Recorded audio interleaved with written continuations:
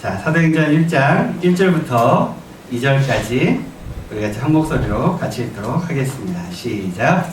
여호와여 내가 먼저 쓴 이들에는 무릇 예수께서 행하시며 가르치시기를 시작하신부터 그가 택하신 사도들에게 성령으로 명하시고 수천하신 날까지의 일을 기록하였노라. 아멘. 사도행전의 저자가 누구라고요? 사도행전의 저자는 누구일까요? 그렇죠, 누가죠. 네. 누가 썼을까요? 네, 누가입니다. 그 사도행전의 뜻은 그 예수님의 제자들인 사도들의 행전을 기록했다라는 뜻이 아니고 보냄을 받은 사람의 행함의 기록이다라고 제가 말씀을 드렸어요. 영어로는 act라고 씁니다. 그래서 우리가 지난주에 사도행전 첫 시간을 하면서 우리가 사도행전을 통해서 우리가 꼭 알고 깨달아야 하는 내용은 하나님이 기뻐하시는 교회, 그게 바로 우리가 꿈꾸는 교회가 돼야 한다라는 말씀을 우리가 함께 나누었습니다. 지난주에 말씀을 드렸지만 사도행전 28장의 맨 마지막 부분을 제가 사도행전 첫 번째로 설교를 했던 이유는 그 사도행전의 모습들을 우리가 사도행전 1장부터 28장까지의 내용을 우리가 찬찬히 살펴보면서 정말 하나님이 원하시는 교회의 모습을 우리가 어떻게 하면 꿈꾸고 어떻게 하면 함께 만들어갈 수 있을까, 그것을 우리가 찾아보는 시간이 됐으면 좋겠다, 그런 소망으로 제가 그 28장을 먼저 설교했다고 말씀을 드렸습니다. 여러분은 어떤 교회를 꿈꾸고 계십니까? 여러분, 우리 교회를 선택하실 때, 우리 교회에 나오시게 되실 때 어떠한 이유로 우리 교회에 나오게 되셨습니까? 사람마다 교회의 모습을 다르게 꿈꾸고 우리 교회가 이런 교회가 되었으면 좋겠다, 또 우리 교회가 이러이러한 모습으로 바뀌었으면 좋겠다, 우리 교회 다니는 우리 교우들의 모습들이 이랬으면 좋겠다, 아니 내가 예수 믿는 사람으로서 이렇게 살았으면 좋겠다, 이런 마음들을 아마 다들 조금씩들은 가지고 계실 것입니다. 아마 대부분 생각하는 교회의 모습은 목사가 사리사욕을 채우지 않는 그런 교회, 교인들이 종교생활처럼 또 취미생활처럼 신앙생활을 하는 교회가 아니라 진짜 자신의 것들을 드리고 하나님의 은혜에 감사하며 희생하고 헌신하는 그런 교회, 말로만 예수 믿는 사람들이 모여있는 곳이 아니라 진짜 예수 믿는 사람들이 모여있는 교회, 삶으로 내가 예수 믿는 사실을 증거하는 교회, 내 이익과 사리사욕을 위해서 교회 다니는 것이 아니라 하나님의 은혜에 감사하며 그 은혜를 갚기 위해, 또 복음 전하기 위해 하나님의 영광과 하나님의 나라를 위해 살아가는 그런 교회, 그런 교회가 진짜 하나님이 기뻐하시는 교회일 거고 우리가 다니고 싶은 교회가 그런 교회일 것입니다. 그런데 우리가 생각하는 그런 모습, 또 우리가 사도행전을 묵상하는 우리의 이런 묵상과 이런 나눔들이 우리가 교회를 이분법적으로는 바라보지 않았으면 좋겠습니다. 어떤 교회는 좋은 교회고 어떤 교회는 나쁜 교회이다, 우리 교회는 좋은 교회고 다른 교회는 나쁜 교회이다, 이런 거 하는 교회는 무조건 좋은 교회고 그거 안 하는 교회는 무조건 나쁜 교회이다, 큰 교회는 좋은 교회, 나쁜 교회, 작은 교회는 큰 교회는 좋은 교회, 나쁜 교회, 이런 식으로 이분법적으로 생각하는 것이 아니라 그냥 우리가 이곳에서 교회라는 공동체로, 비전교회라는 교회라는 공동체로 모였을 때 우리가 어떻게 하면 좋은 교회를 함께 만들어 갈 수 있을까? 우리 교회가 하나님이 기뻐하시는 교회, 그런 교회가 되기 위해서는 내가 무엇을 하면 될까? 아니, 우리가 함께 무엇을 하면 될 것인가? 우리가 그런 것들을 고민하고 묵상하고 또 결단하는 그런 시간이 됐으면 좋겠습니다. 우리가 꿈꾸는 교회가 하나님이 기뻐하시는 교회가 될 수 있도록 우리가 이번 한 주는 어떻게 살아야 하는가? 우리의 삶 가운데 중요한 것은 이 사실이라는 것을 늘 생각하고, 그러면 하나님이 기뻐하시는 교회가 되기 위해 나는 오늘 무엇을 할 것인가? 그것들을 우리가 묵상하고 결단해야 하는 거죠. 그런 교회를 만들기 위해서 우리는 사도행전을 지금 묵상하고 있는 것입니다. 사도행전을 묵상하면서 우리가 사도행전에 있는 초대교회 모습들을 보면서 내가 내 삶 가운데 변하고 바뀌려는 것이 아무것도 없다. 그러면 의미가 없습니다. 예배드리는 의미가 없습니다. 성경을 읽는 의미가 없습니다. 기도하는 의미가 없습니다. 내가 전혀 바뀌려는 의지가 없는데, 내가 전혀 하나님 말씀대로 살아보고자 하는 마음 자체가 없는데 그 사람이 드리는 예배가 무슨 의미가 있겠습니까? 여러분은 교회에 왜 나오고 계십니까? 여러분 예배를 왜 드리십니까? 여러분은 성경을 왜 읽고 기도를 왜 하고 계십니까? 혹시 교회 나오시는 이유가 내가 누구에겐가 도움을 받기 위해, 내가 다른 어떤 세상적인 욕심을 채우기 위해, 다른 이유 때문에 혹시 교회 나오고 계시지는 않습니까? 그렇다면 교회 나오실 필요가 없습니다. 굳이 교회 나오시지 않으시더라도 다른 데서 얼마든지 도움을 받을 수 있습니다. 그런 이유라면 교회를 나오지 마시고 다른 데 나가십시오. 우리가 교회 나오는 이유는 무엇입니까? 우리가 예수 믿는 이유는 무엇입니까? 우리가 주일마다 예배드리는 이유가 무엇입니까? 하나님 말씀대로 살기 위함입니다. 그것이 없는데 예배를 드리고 있다? 하나님 그 예배를 받으실까요? 아니요. 오히려 그 사람이, 하나님께서 그 사람의 마음 가운데 얼마나 죄책감을 자꾸 주시겠습니까? 정신 차리라고 얼마나 말씀하시겠어요?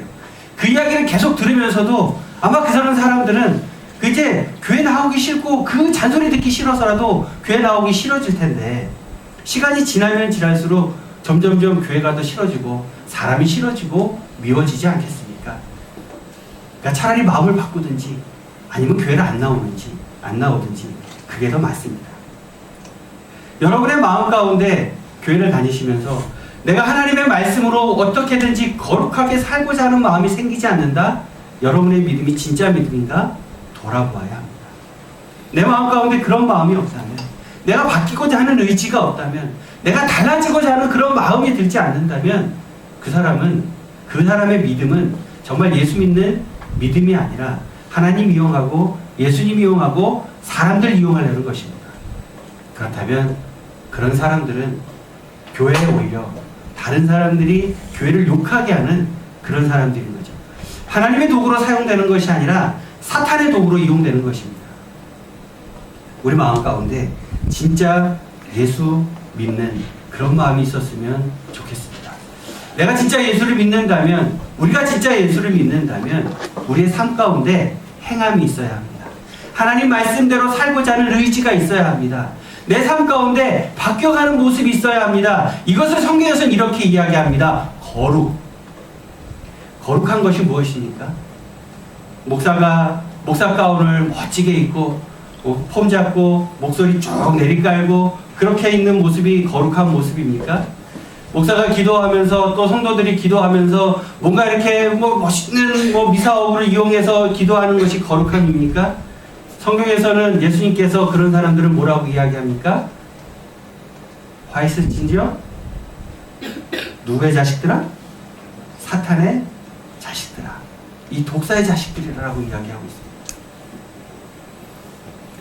교회 건물이 정말 멋있으면, 또 교회 인테리어가 멋있으면 그게 거룩한 겁니까? 아닙니다. 그건 거룩한 것이 아닙니다. 예배 시간에 오케스트라가 멋지게 찬양을 반주하고 성악을 전공한 찬양대가, 성가대가 멋지게 노래를 부르면 그게 멋진 예배고 그게 거룩한 예배입니까?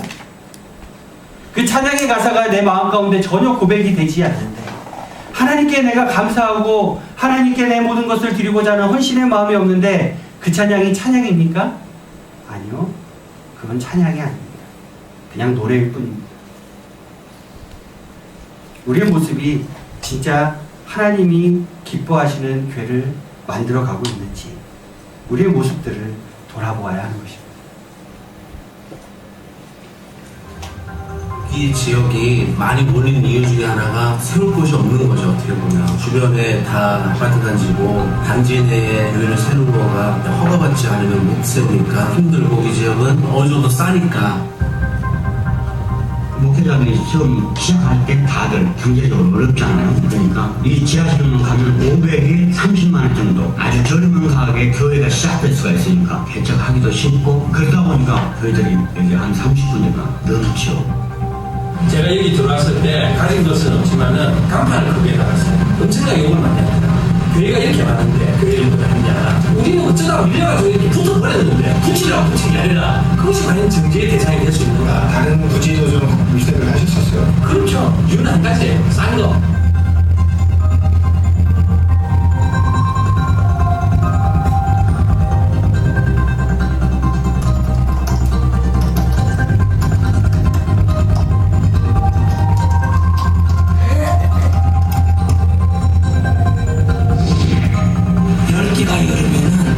닿는다고 할 만큼 교회가 위축돼 있죠.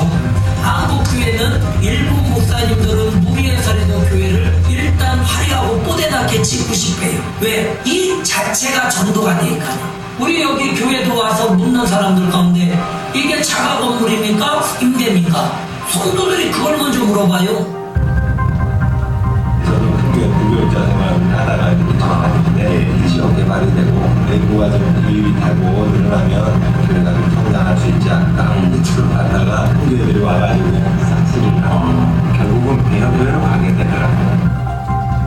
어떤 지역 안에 딱 큰 문제가 있으면은 자립이 일어날 거라고 생각하지만은 그러한 개척교회 하나만 있어도 그 개척교회는 안 됩니다. 왜 안 되느냐? 차 타고 딴 데 가요. 큰 교회 가고. 여기에 기독교 인구가 100명이 있는데 개척교회가 5개가 있으면 20명씩 나눠지는 게 아니라 개척교회에 5명이 들어가고 95명은 본래 교회나 큰 교회 갑니다. 아파트 입주하신 분들이 특성상 새로 지어진 깔끔한 데로 가려고 하지 상가 지하는 쳐다보고 하고 저도 대형교회 있으면서 그거를 알고 있었지만 이렇게까지 될 거라고는 정말 생각합니다. 6개월이면 한 50명, 1년이면 100명 정도 잘할 거라고 생각을 했죠. 교회를 개척하면서 제가 참 하나님 앞에 교만했던 게 그냥 하면 될 줄 알았는데 앞뒤도 안 가리고 환상만 가지고 하는 거예요. 겨우겨우 유지는 돼요. 교회 재정 통장이 최고 적을 때는 2만원, 3만원 남아요. 그렇다고 성도들한테 좀 헌금 좀 하세요. 못해줘. 그러지 않아도 부담되는 게 교회 오는 게. 교회가 하나를 보내면 되는 거라고 다들 얘기하지만 그 부분이 있어야죠, 당연히. 근데 외적 환경이 또 제대로 뒷받침되어지지 않으면 지하교회를 하고 있고 월세를 어마어마하게 내고 있으면서 성장을 쭉 해가는 참 어려운 일이구나. 예전에는 하나님을 사랑한다고 하면서 어떤 생각까지 했냐면 옆에 교회가 망해서 그 교인들이 우리 교회로 오면 마치 횡재인 것처럼 근처에 교회가 생긴다, 교회가 좀 막 도움하는 소리 들린다고 불편했어요. 솔직히 전도의 목적이 교회 성장이었어요. 왜냐하면 목사에게 교회 성장은 하나의 자존심이고 교회가 이제 크면 계급장이랄까 신분 상승도 하고 그런 부분에 있어서 이제 전도를 많이 하고 그랬는데 전도가 잘 안 되더라고요. 그러면서 이제 어려움을 겪으면서 지금은 다 내려놨어요. 제가 다시 다른 사람들은 막 교회가 이렇게 너무 많아. 그렇게 많은 것이 아닙니다. 도시에서는 같은 건물에 교회가 2개 있어도 저는 나쁘다고 생각을 안 하죠. 왜? 각자가 전도할 사람이 널려 있으니까. 도시에는 사람이 두 가지 많습니다. 큰 건데 아무리 많아도 내가 만나야 할 사람이 또 있어요. 그 사람 만나서 이제 복음을 전합니다. 사역을 계속 할 수 있을까 없을까에 대한 절박함 때문에 뭔가 하려고는 하겠죠. 근데 이것도 잘 어느 정도 안 되는 그런 지금 현실의 상황에 닥치는 건 아닌가. 포기할까 하는 생각 많이 했었어요. 가족들의 분야가. 내가 하나님 앞에 지내지 가족들이 뭐 잘못해가지고 그런 거 아니에요. 그때마다 조금 안 됩니다. 조금. 지금도 그래. 교회는 이미 많이 공급이 된 목회자들이 솔직히 말해서 주님의 부르심과 상관없이 교회를 하는 사람들도 있어요. 그 부르심이 어떻게 증명되겠어요? 그 개인이 하나님과의 관계 속에서 증명하는 거니까 당분간 개척교회가 더 많아질 거예요. 그리고 문 닫는 교회가 많아질 거예요. 한 지역의 밀집도가 지금 너무 심하게 있다는 거지. 한 골목 안에 교회가 4개, 5개 이상 있어버리니까 목적이 있고 각자가 가진 사명이 있겠지만 그럼에도 불구하고 너무 못하는 거예요. 그 지역사회를 위한 거라면 연습이라든지 교회가 정말 없는 곳에 가서 사명의 영역을 감당할 수 있는데 그냥 잘 보이는 곳으로 사람들이 밀집되어 있는 곳으로 나오려고 하니까 그 밀집되어 있는 현상들이 특화되는 거니까 그러면서 동시에 소외되어 있는 사람들은 계속 등한시되고 있는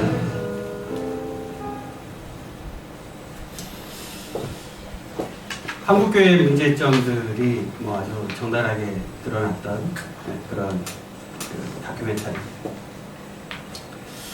한국에 세계에서 제일 큰 교회가 있습니다. 단일 교회로 세계에서 제일 큰 교회. 등록된 성도 수만 옛날에는 100만 명이라고 얘기하던 지금 한 60만 정도 얘기하는데 한 교회에 60만 명이 다니고 있다. 뭐 상당히 안 되는 숫자죠. 어마어마한 숫자예요. 주일날 여의도에 가보셨나요? 주일날 여의도에 가보셨어요? 뭐 상상을 못합니다. 그 근처에 그 여의도교 순복음교회 하여튼 그 근처 모든 빌딩 근처에 있는 모든 상가 빌딩에는 다 이 그 여의도 순복음교회 그 영상 예배실들이 다 있습니다. 모든 건물에 다 있습니다. 동시에 그래서 수만 명이 함께 예배를 드릴 수 있는 그런 시스템을 전 세계 유례를 찾아볼 수 없는 엄청난 큰 규모의 교회가 우리나라에 있습니다. 뿌듯하지 않으십니까? 뿌듯한 건지 화가 나는 건지 모르겠는데 뭐 보는 관점에 따라서 좋을 수도 있고 안 좋을 수도 있습니다. 저는 뭐 비난하자고 그 말씀을 드리는 것이 아니라 그렇게 큰 교회가 있음으로써 큰 교회가 역할을 잘 하면 되는 거예요. 그렇죠? 그러면 작은 교회는 어떨까요? 이곳에 이렇게 작은 교회가 있습니다. 다행히도 우리 교회는 그래도 이렇게 그 아까 영상에서 나왔던 우리 교회는 자가 건물입니까? 아닙니까? 뭐 상관이 아니냐 뭐 되게 신경 쓰는 분들이 많다는데 우리 교회는 다행히 뭐 저기 상관 아니라서 쫓겨날 걱정은 없습니다. 뭐 좋은 교회인가요? 안 좋은 교회인가요? 어떻게 생각하세요? 뭐 작다고 크다고 중요한 것이 아니라 제가 아까 말씀드리고자 하는 건 뭘까요? 진짜 그 교회가 하나님 말씀대로 행함이 있는 교회인지 없는 교회인지가 그 교회를 결정하게 되는 거겠죠. 저희 부모님이 전에 사시던 그 신월동으로 가다 보면 이렇게 그 남부순환도로를 지나가지고 신월 7동 그래서 이렇게 신월 4동, 신월 2동 이렇게 지나가게 되는데요. 가다 보면은 이런 교회가 있습니다. 사막의 길이 있다 교회 간판인데 제가 저기 왔다 갔다 하면서 야, 저런 재밌는 교회 간판이 있어. 사막의 길이 있다 교회라고 제가 옛날에 찍어놨었거든요. 저희 부모님 집에 가면서 이 교회 이름이 되게 재밌지 않나요? 사막의 길이 있다 교회. 여기 인터넷으로 찾아봤더니 그 장로교 교단 소속이 여자 목사님이 사역하시는 교회더라고요. 사막의 길이 있다 교회. 무슨 뜻일까? 하여튼 뭐 여러 가지 추측이 되긴 하는데 상가에 있는 교회이지만 나름대로 거기서 자신들의 역할을 잘 감당하면 되지 않겠습니까? 중국이나 북한에 가면 이런 지하교회들이 있습니다. 이제 가정교회에서 교회들이 모여가지고 공안들의 눈을 피해가지고 이렇게 예배를 드리는 사람들이 있어요. 그곳에서 저 사람들은 정말 그 목숨을 걸고 뭐 요즘에는 뭐 죽이기까지는 않지만 그럼에도 불구하고 여러 가지로 그 위험을 무릅쓰고 예배를 드리고 있죠. 그래서 사람들이 이렇게 정말 위험을 무릅쓰고 예배를 드리고 있는데 그럼에도 불구하고 저 사람들은 그 교회 역할을 잘 감당하기 위해 자기들 나름대로 선교도 하고 구제도 하고 봉사도 하고 선교도 하는 그런 역할들을 하고 있었습니다. 아까 영상에도 잠깐 나왔지만 한국에 참 교회가 많이 있습니다. 한국에 기독교 단체와 교회를 합쳐가지고 대략 한 5만 5천 개 정도가 있습니다. 이 중에 40% 정도인 약 2만 4천 개가 서울과 경기도권에 몰려 있습니다. 이 동네는 경남에는 교회가 몇 개 정도 있을까요? 한번 맞춰보세요. 경남에는 교회가 몇 개 정도 있을까요? 우리 장님 대충 맞추고 계십니다. 약 2,100개 정도가 이쪽 경남 지역에 있습니다. 교회가 많은가요? 적은가요? 어떤 관점에서 보면 많고 어떤 관점에서 보면 적다고 할 수가 있죠. 왜 그러냐면 아까 우리가 거기서도 봤지만 교회가 그렇게 눈만 돌리면 교회가 굉장히 많아요. 그래서 교회들끼리 경쟁하기도 하고 교회들끼리 성도 빼가기도 하고 뭐 하여튼 그런 일들이 뭐 심심치 않게 일어나곤 합니다. 교회가 많음으로써 서로 경쟁하고 그것 때문에 세상 사람들이 교회를 욕하기도 하죠. 그런데 또 한편에서 생각을 해보면 우리나라에 예수 믿는 사람들이 기독교인 수가 대략 한 20% 정도 됩니다. 우리나라 인구수가 약 5천만 명이라고 한다면 한 1,000만 명 정도 조금 더 되게 예수를 믿고 나머지 한 3만 5천 아니 몇 명이에요? 하여튼 빨리 계산이 안 되네. 한 4천만 명 정도가 예수를 안 믿는 거죠. 아직 예수를 안 믿는 사람들이 4천만 명이나 있습니다. 그럼 교회가 많은가요? 적은가요? 많은가요? 적은가요? 애매합니까? 아까 영상을 보면서 여러분은 어떤 생각을 하셨는지 모르겠지만 저는 아까 그 영상을 보면서 제일 먼저 드는 생각이 뭐냐면 저 교회들이 참 살기 힘들 텐데 버티기 힘들 텐데 라는 생각이 가장 먼저 듭니다. 우리나라 자영업 순위가 1위가 카페입니다. 우리나라 자영업 순위가 1위가 카페인데 몇 개요? 9만 1,000개, 미용실이 6만 6천 개, 교회가 5만 5천 개, 편의점이 4만 1,000개, 치킨집이 3만 7천 개가 있습니다. 교회가 3등입니다. 자영업 순위 3등. 우리 교회에 택배 가지러 오시는 분들이 택배 갖다 주시면서 저한테 사장님 택배 왔습니다 늘 그러시는데 자영업 순위 교회가 3등이에요. 요즘 편의점 하시는 분들이 굉장히 어렵다 그러죠. 뭐 미용실도 어렵지만 편의점 하시는 분들, 치킨집 하시는 분들 굉장히 어렵다 그럽니다. 먹고 살기 힘들다 그래요. 사장님들이. 교회는 그거보다 더 많은 교회는 목사가 먹고 살기 힘들겠죠. 교회를 바라보는 관점이 이런 관점에서 본다면 교회는 힘들 수밖에 없습니다. 교회는 어려울 수밖에 없습니다. 뭐 관점에서 보면요? 목사가 사장의 관점으로 본다면 목사가 사장입니까? 여러분이 교회 다니시는 이유가 뭐 미용실 가고 카페 가고 편의점 가고 치킨집 가는 것처럼 그런 이유로 교회 가세요? 그렇지 않잖아요. 그러면 교회의 존재의 목적은 다른 데 있다는 것입니다. 목사의 존재의 목적은 생활하기 위해 이곳에서 돈 벌기 위해서 목회를 하는 것이 아니라 그 존재의 목적이 다른 데 있다는 거죠. 우리는 그런 관점에서 교회를 바라봐야 하는데 우리는 아직도 교회를 바라보는 관점이 이 자영업자의 관점에서 자꾸 교회를 바라보는 것 같아요. 그러니까 교회가 자꾸 어렵다는 이야기하고 교회가 너무 많다는 이야기하고 그런 이야기를 자꾸 하는 거죠. 교회가 왜 있어야 하는가? 그 존재 목적을 우리는 자꾸 생각하고 고민하고 교회가 왜 이 지역에 있어야 하는가? 우리 비전 교회가 왜 여기 있어야 하는가? 그걸 자꾸 고민하고 생각해야 되는데 우리는 자꾸 그걸 생각하지 않는 것 같습니다. 그러다 보니까 교인들도 성도들도 내가 교회에 왜 나가야 되는지에 대한 생각을 자꾸 잊어버리게 되는 것 같아요. 그래서 우리나라에 교회 안 나가는 가난한 교회 성도들이 참 많이 늘어나고 있습니다. 통계를 보면 1998년도에 약 11%, 11.7%의 성도가 교회 안 나가고 나는 예수는 믿지만 교회는 안 다닌다라는 사람이 11%가 조금 넘었는데 2004년, 2012년까지 비슷하다가 2017년도에 통계를 보니까 갑자기 확 늘어서 23%가 됐어요. 5명 중에 1명은 예수를 믿지만 교회는 안 나갑니다. 왜 이렇게 되었을까요? 내가 왜 예수를 믿고 내가 왜 교회를 다니는지에 대한 내가 예수를 믿는 사람이라면 어떻게 살아가야 되는지에 대한 그 생각들을 다 잊어버렸기 때문입니다.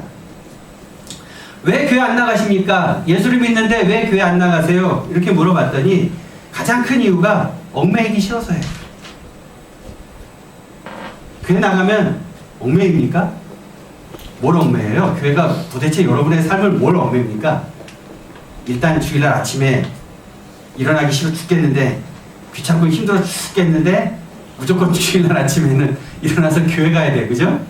얽매이는 거예요. 헌금하기 싫은데 자꾸 헌금하라 그래요. 얽매이는 거죠. 나도 힘들어 죽겠는데 자꾸 다른 사람들 도우라고 그래요. 얽매이는 거죠. 다른 사람 만나서 예수 믿으라는 얘기 하기 싫은데 귀찮은데 나 혼자 다니는 것도 힘들어 죽겠는데 자꾸 전도하라 그래요. 전도 어떻게 해야 되는지도 모르겠고 전도하라 그러면 전도 받는 사람들이 너나 잘 믿으세요 이런 얘기나 자꾸 듣고 내가 교회 다니는 거 저 사람이 알면 나 자꾸 이렇게 뺏겨먹을 생각이라 하는데 그거 싫어서라도 전도하기 싫은데 나 예수 믿는 거 나타내기 싫은데 자꾸 전도하라 그러죠. 얽매이기 싫어요. 교회 다니면 봉사도 해야 되고 주일날 목사님들은 맨날 안식하라 그러는데 교회 다니면 안식해요? 안식 못하는 교회가 참 많죠. 주일날 아침에 교회 가가지고 주일날 저녁 때까지 그냥 뺑뺑이를 얼마나 돌리는지 다 끝나고 집에 가면은 주일날 끝나고 나면 무슨 생각 들어요? 아유 주일 끝났다. 힘들어 죽겠다. 그런 생각이 들죠. 그래서 가난한 성도가 되어가고 있습니다. 목회자가 싫어서 교인들이 꼴보기 싫어서 시간도 없고 또 교회가 원래 해야 될 일 제대로 하지도 않고 왜 이런 일들이 자꾸 일어날까요? 내가 왜 예수 믿는지에 대한 생각을 잊어버렸기 때문에 그렇습니다. 그 이유를 잃어버렸기 때문에 그래요. 내가 왜 예수를 믿는지, 내가 왜 예배를 드려야 되는지, 내가 왜 기도를 해야 되는지 그 이유를 잃어버렸기 때문입니다. 그래서 교회 안에는 그걸 잃어버린 사람들, 또 그것과는 전혀 상관없이 개인의 세상적인 욕심 때문에 그냥 교회를 다니고 있는 사람들, 이런 사람들이 교회에 너무 많아지는 거죠. 그러니까 교회는 시간이 가면 갈수록 무엇인가를 하는 교회가 아니라 그냥 서바이벌 하는 교회, 그냥 어떻게든지 그냥 버티는 교회가 점점 되어가고 있는 거죠. 사도행전 1장 1절부터 2절에 보면 누가가 사도행전을 적으면서 이렇게 적고 시작을 하고 있습니다. 데오빌로에 내가 먼저 쓴 글에는, 먼저 쓴 글이 뭐예요? 네, 누가복음입니다. 그러니까 이제 그 누가복음에 이어서 사도행전을 쓰고 있는 거예요. 그러니까 사도행전을 잘 이해하려면 누가복음을 잘 이해하고 있으면 사도행전 이해가 좀 쉽습니다. 어쨌든 내가 먼저 쓴 글에는 물은 예수께서 행하시며 가르치시기를 시작하신부터, 누가가 예수님의 행적을 적은 누가복음, 그리고 사도들의 행적을 적은 사도들의 행적이나 이제 이 사도행전을 적을 때 적는 기준이 뭐예요? 행하시며 가르치신 이야기를 적고 있다는 거예요. 우리는 예수님이 하신 일에 대해서 제일 먼저 떠오르는 게 뭐예요? 복음을, 하나님의 말씀을 가르치신 것, 전하신 것을 먼저 떠올리게 되잖아요. 그런데 누가는 이렇게 적고 있습니다. 행하시며 가르치시기를. 누가는 뭘 먼저 적고 있는 거예요? 행하심을 먼저 적고 있습니다. 누가의 직업이 뭡니까? 의사입니다. 누가는 예수님의 사도 12제자 중에 들지는 않았지만 누가는 바울의 제자였거든요. 바울의 제자였는데 누가도 바울처럼 결혼을 안 했어요. 결혼 안 하는 총각은 시간이 많아요. 결혼 안 하는 총각들은 시간이 많아요. 더군다나 누가의 직업이 뭐였어요? 의사였기 때문에 누가는 세상에 꼼꼼히 잘 관찰하는 사람이었어요. 그리고 그 기록을 아주 세세하게 남깁니다. 그 상황들을 적을 때 그냥 적은 것이 아니라 이게 의사라는 직업이 있었기 때문에 굉장히 세세하고 꼼꼼하게 다 적습니다. 그런데 그렇게 꼼꼼하고 세세하게 적는 그 누가가 누가복음과 사도행전을 적음에 있어서 뭘 먼저 적었다고요? 행하신 기록을 먼저 적었다. 그 이야기는 예수님께서 가르치시기 전에 뭘 먼저 하셨다는 거예요? 행하심이 먼저 있었다는 것입니다. 우리는 예수님에 대해서 자꾸 생각을 하면 제일 중요한 것이 가르치신다는 것을 생각하기 쉬운데, 예수님은 우리에게 가르치시기 전에 뭘 먼저 하셨어요? 행하심을 먼저 했다는 거예요. 저희 집 애들도 저희가 무슨 이야기를 하면 저희 집 애들이 저를 이렇게 딱 쳐다보는 그 눈빛 속에서 뭐가 느껴지냐면요, 아빠는 안 하면서 이게 느껴져요. 예를 들면 저녁에 이제 한 10시 넘어가고 11시가 가까워지면 저희 집 애들한테 자라! 이렇게 얘기하면 민기의 표정이나 은혜의 표정이 딱 저를 쳐다보는 표정이 딱 있어요. 느껴지죠? 아빠는 안 자면서 왜 우리한테 자라? 느껴집니다. 애들한테 우리가 입으로 가르치는 것보다 뭐가 먼저 있어야 할까요? 행함이 있어야 되는 거죠. 자녀들에게 무엇인가를 가르치는 가장 좋은 방법은 뭡니까? 우리가 말이 아닌 삶으로, 행동으로 가르치는 거죠. 예수님은 우리에게 행하심으로 먼저 가르치셨습니다. 먼저 보여주셨습니다.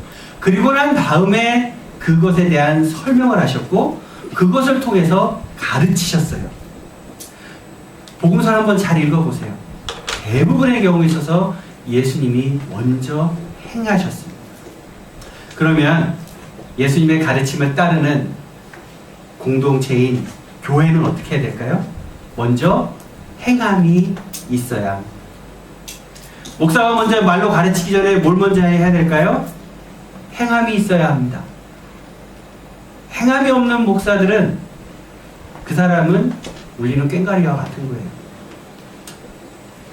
교회가 밖에 세상 사람들에게 보여주는 행함이 있어야 합니다. 그 행함이 없으면 세상 사람들은 교회를 욕할 수밖에 없습니다. 여러분의 삶은 어떻습니까? 여러분의 삶 속에 행함이 있습니까? 내가 예수 믿는 사람으로서 행함이 있습니까? 주변의 사람들이 여러분을 보면서 저 사람은 예수 믿는 사람이야, 그래서 저렇게 사는 거야 라는 이야기를 듣고 있습니까? 아니면 반대로 저 인간 예수 믿는데 교회 다니는데 아유 하여튼 교회 다니는 것들이 더하다니까, 혹시 그런 이야기를 듣고 있지는 않습니까? 마음 같아서는 그런 사람들은 좀 교회 안 나왔으면 좋겠어요. 우리 TV에도 보면은 정치인들 중에 예수 믿는다고 하면서 말 막 함부로 하고 그냥 막 교회 욕먹이는 인간들 얼마나 많아요. 좀 자기가 그러면 교회 좀 다닌다는 얘기라도 좀 하지 말지, 차라리 그냥 조용히 다니지, 굳이 그걸 얘기를 해가지고. 근데 우리가 그런 사람들을 욕하지만 반대로 우리의 삶의 모습을 돌아보면 우리의 모습 가운데도 사실 그런 부끄러운 모습이 있는 것이 또 사실이기도 합니다. 교회가 교회다운 교회가 되는 데는 전적으로 우리들의 삶에 달려 있습니다. 교회가 진짜 교회다운 교회가 되는 것은 그 교회의 구성원인 여러분의 모습이, 우리의 모습이 어떠냐에 따라서 그 교회의 모습을 결정하는 거예요. 교회가 교회다운 교회가 되기를 원하십니까? 정말 교회다운 교회를 다니기를 원하십니까? 그럼 여러분이 그런 교회를 만드시면 됩니다. 그런 교회를 찾으려고 하지 말고 그런 교회를 우리가 만들면 됩니다. 근데 우린 자꾸 그런 교회를 찾으려고 그래요. 그런 교회를 찾으러 다니는 사람들은요, 절대로 그런 교회 다니면 안 된다니까요. 왜요? 그 사람이 그 교회에 다니게 되는 순간 그 교회는 더 이상 교회다운 교회가 아니기 때문에 그렇습니다. 그러면 가장 좋은 방법은 뭐예요? 우리가 그런 교회를 만들면 되잖아요. 그렇죠? 근데 그런 교회를 만들기는 또 귀찮아요. 막 힘들거든요. 뭔가를 내가 자꾸 해야 되거든요. 내가 뭔가를 자꾸 내 삶 가운데 무엇인가를 나누고 내어놓아야 되거든요. 내가 자꾸 힘들고 내가 자꾸 더 피곤해지고 내가 자꾸 더 어려워지거든요. 그러니까 그냥 그런 교회 편하게 다니고 싶어요. 그러면 그런 교회는 행함은 없이 말만 하는 교회가 되겠죠. 우리 교회는 그런 교회가 좀 안 됐으면 좋겠습니다. 별로 아멘 안 하시. 참 이게 힘드네. 다시.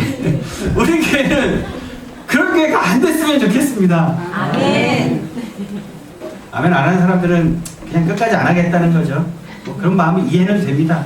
어차피 뭐 제가 설교를 해도 아멘을 하면 듣는 사람은, 사실 아멘 하는 사람은 안 들어도 돼요. 그런 사람들은 그렇게 살려고 노력하고 있거든요. 아멘 하시는 분들은 마음 가운데 그런 부담이 사실 있거든요. 근데 아멘 하기 싫고 쳐다도 보기 싫고 뭐 예배 제대로 안 드시는 분들은 사실 그런 사람들이 듣고 아멘 해야 되는데 그냥 마음이 닫혀 있어서 하기 싫거든요. 다시 묻겠습니다. 우리 교회는 그런 교회가 안 됐으면 좋겠습니다. 아멘. 까지 안 하는 사람은 어떻겠습니까? 이해는 합니다. 이해는 합니다. 여러분 앞에 제가 종이를 한 장씩 붙여놨죠. 이게 도대체 뭔 종일까? 아까 오시는 분들 계속 물어보시던데, 우리 교회가 이런 교회가 됐으면 좋겠습니다 라고 생각하는 게 있으면 적으세요. 적어서 여기다 붙여주세요. 오늘 붙이셔도, 그러니까 여태까지 그런 고민이 있으셔서 바로 적으실 수 있는 분은 오늘 적어서 붙여놓고 가시고, 아직 내가 그거 잘 생각을 못 해봤다 하는 분들은 댁에 가서 적어 갖고 와서 다음 주에다 붙여주세요. 그런데 있잖아요, 여러분들이 매주 써야 되는 게 있어요. 다음 주에도 또 있거든요. 그러니까 꼭 적어 오셔야 돼요. 굉장히 중요합니다. 교회를 어떻게 우리가 무엇인가를 행하고 우리가 꿈꾸는 하나님이 기뻐하시는 교회가 되기 위해서 우리가 무엇을 해야 되는가를 우리가 함께 고민하고 그것들을 제가 계속 모을 거예요. 그래서 무엇을 만들 거냐면 우리 교회의 비전 선언문과 사명 선언문을 만들 거예요. 우리가 함께 만들 거예요. 그 여러분의 바람들과 기도와 고민들을 함께 모아서 교회가 제가 지구촌교회에서 사역할 때 지구촌교회의 비전 선언문은 민족을 치유하고 세상을 변화시키는 교회였어요. 엄청 거창하죠? 민족을 치유하고 세상을 변화시키는 교회. 그래서 그 비전 선언문에 이어서 사명을 333 비전을 가지고 있었어요.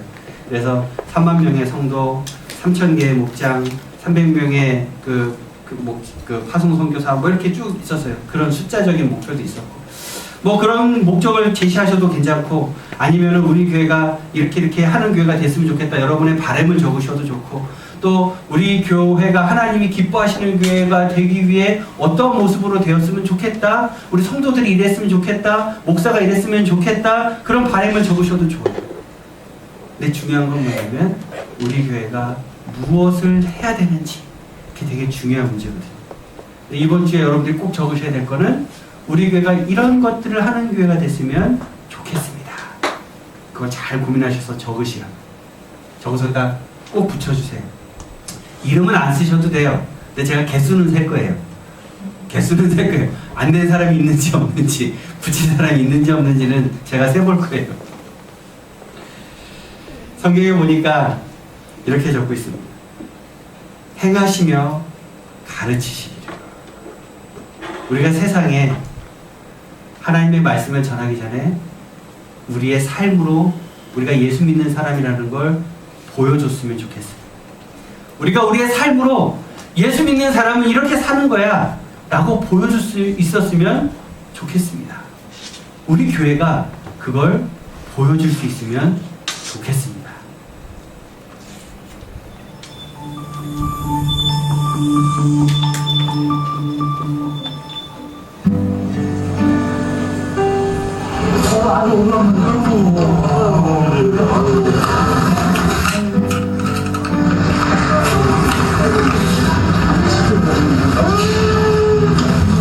괜찮으신다고? 괜찮으셔? 아, 자, 잡아요. 점심 식사하셨어요? 아, 비 많이 맞으셨네. 잠시만요. 아유, 네, 밖에 있다고 오신가요? 비 많이 맞으셨네. 다스나 음료수 있는데 음료수 좀 드시겠어요? 네, 잠시만요. 아이고, 죄송합니다. 죄송해요. 선생님, 이렇게 못 드려서. 죄송합니다, 선생님. 네, 죄송합니다.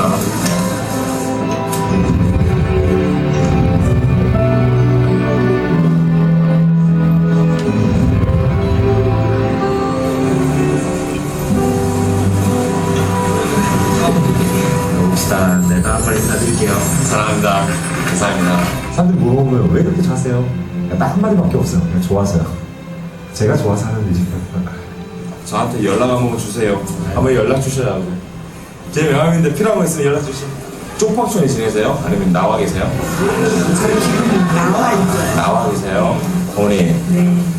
제가 한 달에 지낼 수 있도록 방을 잡아드릴까요? 그래도 될까요? 어디다가? 어머니 원하시는데 제가 잡아드릴게요. 그러면 제가 연락처랑 좀 알려드릴 테니까 연락 주시겠어요? 어머니, 여기가 제 연락처예요. 네. 그래서 수분자 문화문화 해도 되고, 네.